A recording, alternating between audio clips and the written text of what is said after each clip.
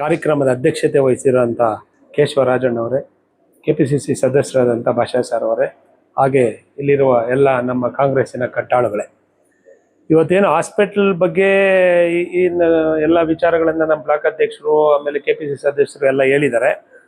ನಾನು ಹೇಳೋದೇನಂತ ಅಂದರೆ, ಇವತ್ತು ನಮ್ಮ ಕಮಿಟಿಗಳು ಏನಾಗ್ತಾ ಇದೆ, ಈಗ ಎಲ್ಲರೂ ಹೇಳ್ದಂಗೆ ಇಷ್ಟು ವರ್ಷ ಶ್ರಮ ಪಟ್ಟರು ಯಾವುದೇ ಕಮಿಟಿ ಆಗಿರಲಿಲ್ಲ. ಇವತ್ತು ನಮ್ಮ ಅದೃಷ್ಟ ಕೇಶವರಾಜಣ್ಣವರ ಹೋರಾಟದಿಂದ ಇಷ್ಟೆಲ್ಲ ಒಂದು ಗ್ಯಾರಂಟಿ ಕಮಿಟಿಗಳು, ಹಾಸ್ಪಿಟಲ್ ಕಮಿಟಿ ಅಥವಾ ಬೇರೆ ಬೇರೆ ಎಲ್ಲ ಕಮಿಟಿಗಳನ್ನು ಪೂರ್ಣಗೊಳಿಸುವಂಥ ನಿಟ್ಟಿನಲ್ಲಿ ಕೆಲಸ ಮಾಡ್ತಾವ್ರೆ.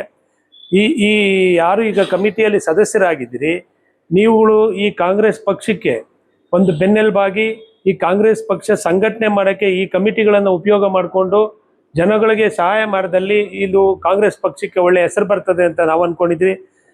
ಈ ಕಮಿಟಿಯನ್ನು GBA ಎಲೆಕ್ಷನ್ಗೂ ಕೂಡ ನಾವುಗಳು ಅದನ್ನು ಮೆಲ್ಕಾಕಿ ನೋಡ್ಬೋದು. ಯಾಕೆಂದರೆ ಈ ಒಳ್ಳೆ ಟೈಮಲ್ಲಿ ಸದಸ್ಯರು ಮಾಡಿದ್ದಾರೆ. ನಮ್ಮ ಕೇಶವರಾಜಣ್ಣವರು 8 ಜನ ಮಾಡಿದ್ದಾರೆ. ಮೊದಲು ನಮ್ಮ 4 ಜನ BJP, 4 ಜನ ಕಾಂಗ್ರೆಸ್ ಅಂತ ಏನೇನು ಸುಳ್ಳು ವದಂತಿಗಳನ್ನ ಹಬ್ಬಿಸ್ತಾ ಇದ್ರು. ಆ್ಯಕ್ಚುಲಿ ಯಾವ ಸರ್ಕಾರ ಇರ್ತದೆ ಅದರಲ್ಲಿ ಫುಲ್ ಫ್ಲಡ್ಜು ನಮ್ಮ ಸದಸ್ಯರೇ ಇರಬೇಕು ಅಂತ ನಮ್ಮ ಕಾನೂನಲ್ಲಿ ಇರೋದು.